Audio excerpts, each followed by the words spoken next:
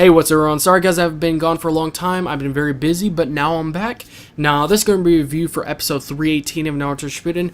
Now, before I start actually getting into it, I'm going to start off by saying that at the very beginning of the episode, there was a phrase or part of it that made me laugh so hard. And that was when Killer Bee said a phrase of, "Don't worry, be happy." Now, you probably heard that phrase many times, but the reason it made me laugh so hard was because I felt like something was knocking in the back of my head, reminding me of something, and that was of this song that was by, like, these talking fish that I used to see when I was a little kid, and they would sing a song, and the most common phrase of the song was, "Don't worry, be happy." And when I just heard that coming out of Killer Bee's mouth, it made me laugh so hard, and it made me start thinking, God, was this intentional or unintentional? Was this just good timing or something? Like, what is going on here? I mean, it was just flat out pretty crazy, and it started off made the episode start off pretty well because it just made me laugh, and it was unexpected. It really was overall. Now let's start actually getting to the episode. Now, this was one of those episodes that didn't take very long to actually get into the deep stuff or anything like that. Now, it started off with, Killer Bee using the restroom, and he's about to start going into Naruto's direction because he's way far behind. And a little bit later, while he's walking away towards Naruto, he sees an unexpected visitor that he did not expect at all, and that is the old Eight Tails Jinchuriki before him. Now, I'm going to start off by saying that if you remember him, they didn't really give very much detail or in-depth about him. They did give you a good idea what kind of character he was and everything, but it left you on a cliffhanger, like how did he die, how things end for him and stuff like that. But in this episode, they started explaining more as it started getting more into the episode, and they did a great job on that. They didn't really go too deep into it that it really started feeling like not a flashback, but a filler or something like that. But they did repeat a few flashbacks, but they did it in a way where they actually all fit together in a way that they make more sense, and didn't feel like they were just going all over the place or just putting that in the episode to fill up time or something like that. Now, as they start going more into it and about how he died and explaining things, you guys probably won't be surprised about this, but Orochimaru was involved. He most definitely was. Now, before I start getting into how he was involved, as him and Killer Bee were actually talking, not very long afterwards, he actually started transforming into the cloak of the Eight Tails chakra, which is just mind-blowing. It's like, hold on. Obviously, the Eight Tails and Killer Bee, but obviously this guy has, some of the chakra from it, and it's like, how is this? And it wasn't just like a weak amount, it was like an immense amount, like no joke, and it was pretty tense, and it was really crazy, and it was just, how is this possible? Now, how Orochimaru was involved was that he actually poisoned the Eight Tails, or put something in him, so then he would be weak, and so then Orochimaru would go after him and try to unleash the Eight Tails. Now, how he did it, which actually surprises me, was somehow he has the same thing that Naruto, and I believe his dad had, where, all the finger palms, or the fingertips lit up, like kind of light blue, or kind of clear or white kind of light, and puts it on the chest, and then just turns it, and it just unseals it completely. And that was just crazy. It's like, how did he get this? How did Orochimaru get this? This is crazy. That's another reason you don't ever want Orochimaru to touch Naruto. Like, no joke. And just really, really be a bad idea. Now, when he unsealed him, while the Eight Tails was getting attacked, one of the guys ended up cutting off his horn. Now, what Orochimaru did while he was in disguise was take samples of that horn. Now, I'm not sure if he got the full horn later, or try to transform something, make it look like it, so then they think they got it while Orochimaru gets the whole thing, or if he somehow, with the samples he took, he had it multiply or something like that, so then he could create a new horn himself over time. And when they showed that, I was like, God, this is very similar to when the Eight Tails was attacked by Sasuke, when, the Eight Tails, Killer Bee, did the transformation so then he can make it look like him, when in reality it was just a cut off like limb, or like one of those flabbery things from the octopus. But yeah, anyways, transform that to make it look like him, and really it was just, it was very similar idea and thing, but the main thing that kind of, really makes me wonder is, like, how did he put that horn into the reanimation jutsu?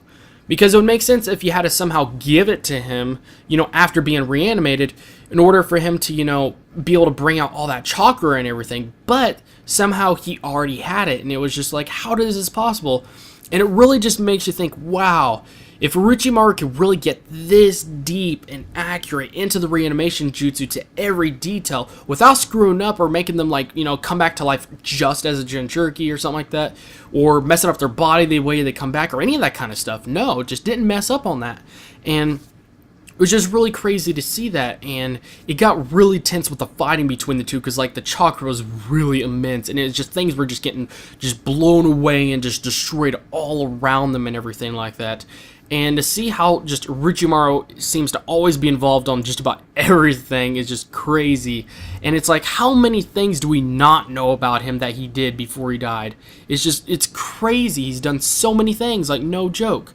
Now, as I started getting more into the episode, one of the main points of the episode for Killer Bee and the Eight Tails old Jinchuriki to actually, talk and everything and see each other again was for him to actually, talk to him about how he filled that gap in his heart. Because as you remember, when they talked about the old Eight Tails Jinchuriki, he talked about how, he didn't really think he was going to live or anything like that, or not very long, because he still didn't know what it was he needed to find to fill that empty gap in his heart that makes it so possible for the Eight Tails, or any tailed beast to get out so easily, because that's kind of their gap of how they get out and everything like that. And, towards the end, that's when Killer Bee started, like telling him, how he filled up that gap and everything like that. And he was very happy for Killer Bee and happy to see how he'd grown up all these years and everything like that. And Killer Bee ended up saying something like, well, you're a part of it. You helped fill that gap, how you were a part of my life when I was younger and stuff like that. And that was extremely emotional. And that's what actually ended up breaking the reanimation jutsu, because when they were getting to the fighting, things were getting so tense, and at one point, Killer Bee just completely destroyed him. But since he was under the reanimation jutsu, he came back as a Jinchuriki just right away, or just tailed Beast cloak, and it was crazy. It was getting tense. It's like, God, if there was no way to seal him, you're kind of screwed, or it's just like gonna be like endless. It's just crazy. That's why you need someone to be able to seal that up, especially when it's something at a tailed beast level, like just crazy. Now, as things start getting more into the episode, that's kind of how things ended. And, with him, being kind of destroyed, or whatever you want to call it, by just being so emotionally, kind of, affected by everything. And Kabuto just acted actually very surprised about that.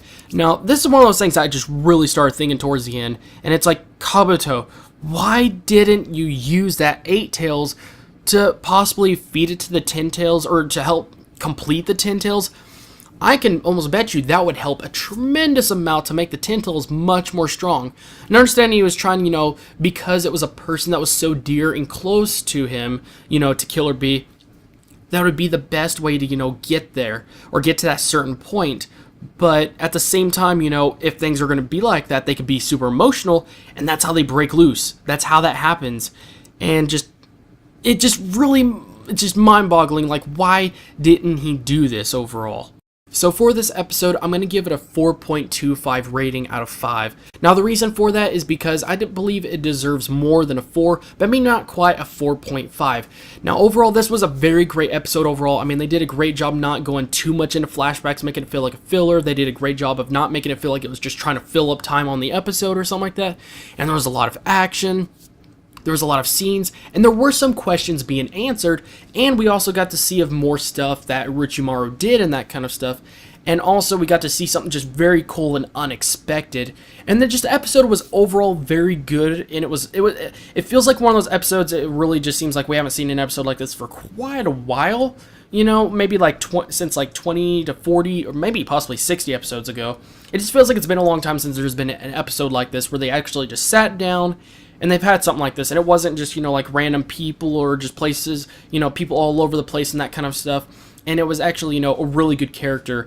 And in the end, we got to learn more about Orochimaru, how the old Jinchuriki died, and we got to learn about Killer Bee, like what he considers to be what fills up that gap in his heart, and what helps him take control and, really maintain being a Jinchuriki so well, especially as a person.